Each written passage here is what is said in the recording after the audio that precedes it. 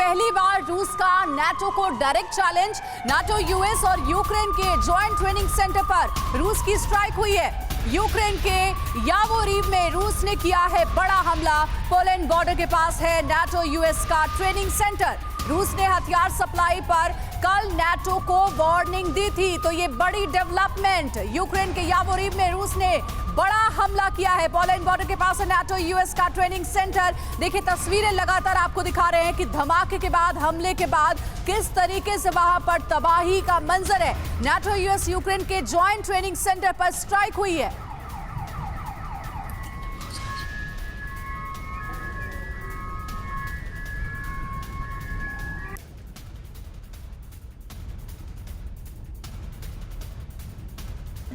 और इसी खबर पर ज्यादा जानकारी के साथ सीधे वॉर जोन से हमारे सहयोगी अभिषेक उपाध्याय हमारे साथ जुड़ रहे हैं। उनका रुख करते हैं। अभिषेक, नाटो यूएस यूक्रेन के बीच बताया जा रहा है कि अब सीधी चैलेंज और सीधा हमला जो है वो यूक्रेन की और रशिया की ओर से किया गया। इस खबर पर क्या भी जानकारी मिल रही है?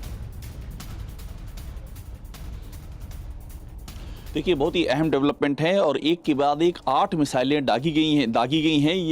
ये नेटो का यहाँ पर मिलिट्री सेंटर है, यहाँ पर ट्रेनिंग दी जाती है, यहाँ पर जो यूक्रेन की आर्मी है उसको ट्रेनिंग मिलती है। और यहाँ कितनी बार ऐसा हुआ है, अभी पिछले साल ऐसा हुआ था, दिसंबर के महीने में अमेरिकी जो सैनिक थे वो यहाँ पर आए थे, उन्होंने ट्रेनिंग दी थी।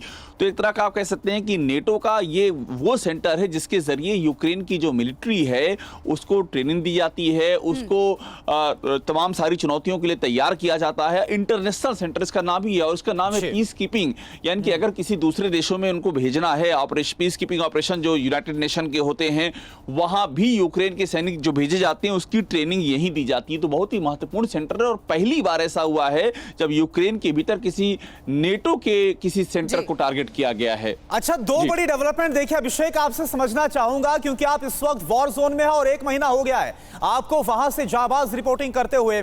आज दो बड़ी डेवलपमेंट, एक तरफ ईरान की तरफ से जो मिसाइल अटैक हुआ अमेरिकी कॉन्सुलेट के ऊपर, मिलिट्री ठिकाने पर, इसमें रशियन इन्वॉल्वमेंट की आशंका जाहिर की जा रही है। और दूसरा ये जो बड़ी खबर आप पहुंचा रहे हैं, रूस की तरफ से उस ट्रेनिंग सेंटर को टारगेट पर लिया गया जो कि यूएस और नेटो फोर्सेस की तरफ से ट्रेनिंग सेंटर एस्टेब्लिश किया गया। तो क्या इससे नेटो अपने ऊपर खतरा नहीं मानेगा और क्या इस पर जवाबी कार्रवाई अब नहीं होगी?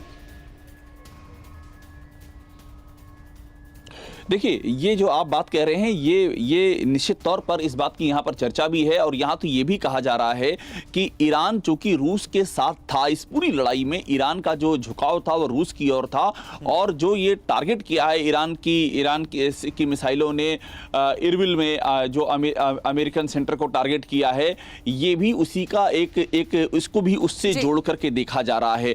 और जिस तरह से नेटो ने अभी तक अपने आप को अलग रखा हुआ है, क्लियर नेटो की ओर से कहा गया था कि वो कोई मिलिट्री सप्लाई नहीं करेंगे। यूक्रेन को नेटो की सदस्यता भी नहीं मिली है, पोलैंड है सदस्य लेकिन यूक्रेन नहीं है। एग्जैक्टली बॉर्डर की बात है, उस तरफ है लेकिन यहां नहीं है।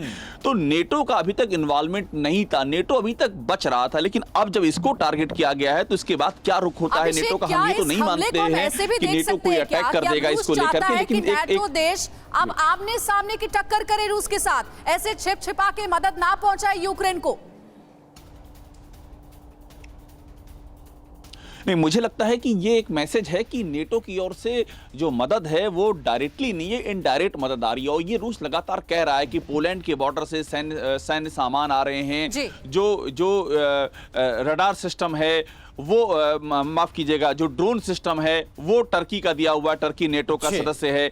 तमाम और जो इनका एयर डिफेंस है वो एयर डिफेंस भी है, नेटो की मदद हो रही है। तो लगातार ये रूस कह रहा है कि नेटो पीछे से मदद कर रहा है। अभिषेक, इस बीच में आपको रोक रहा हूं क्योंकि आपकी तरफ से एक और बड़ी खबर जो दी गई, दर्शकों को बता दें, रूस ने एक के बाद एक 8 मिसाइलें दागी हैं।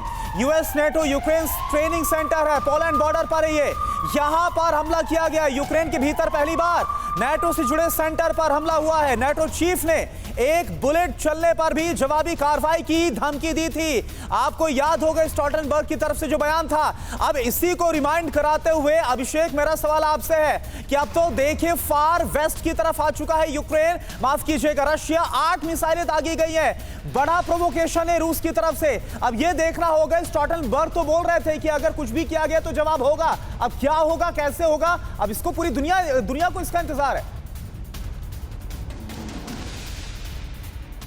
बिल्कुल, देखिए उसमें एक हल्का सा फर्क है कि ये किसी नेटो देश में अटैक नहीं हुआ है, ये अटैक यूक्रेन के भीतर हुआ है। लेकिन जो आप कह रहे हैं वो बात इसलिए महत्वपूर्ण है क्योंकि वो घोषित तौर पर वो नेटो का एक सेंटर ऐसा है जहां वो ट्रेनिंग दी जाती है और ये पब्लिक डोमेन में है, तो आखिरकार वहां पर टारगेट करना ये एक मैसेज है। और मैसेज के पीछे की वजह मैं आपको बता रहा हूं, रूस की ओर से लगातार कहा जा रहा है कि नेटो मदद कर रहा है, नेटो पिछले दरवाजे से मदद कर रहा है। मैंने आपको बताया कि ड्रोन अटैक हो रहे हैं, जो एयर डिफेंस सिस्टम है, जो असॉल्ट राइफल्स आ रही हैं, इन सबके बारे में ये लगातार कहा जा रहा है कि यूक्रेन के पास इतनी ताकत है ही नहीं कि वो इतना लंबा सस्टेन कर सके, 18वां दिन है लड़ाई का, तो इसके पीछे नेटो का बैकग्राउंड सपोर्ट है। और देखिए मैं आपसे बात कर रहा हूं, अभी इस समय एयर अटैक के एयर रेड जो अलर्ट होता है वो सायरन यहां पर बज रहे हैं।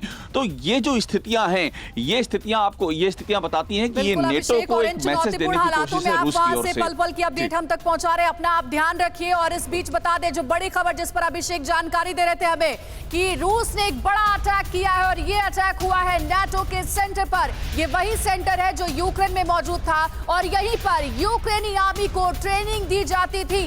अब देखना यह है कि इससे पहले भी पुतिन बार बार ये कह चुके हैं कि पिछले दरवाजे से जो नाटो देश मदद पहुंचा रहे हैं यूक्रेन को, उसका अंजाम बुरा होगा। और इस खबर को आप इसी से जोड़कर देख सकते हैं कि अब रूस नाटो पर भी हमले को तैयार है। चैलेंज है, ओपन चैलेंज है।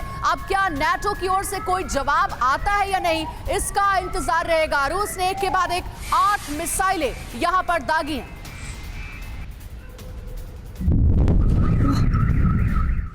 फिक्र आपकी, सोमवार से शुक्रवार रात 9 बजे सिर्फ TV9 भारतवर्ष पर।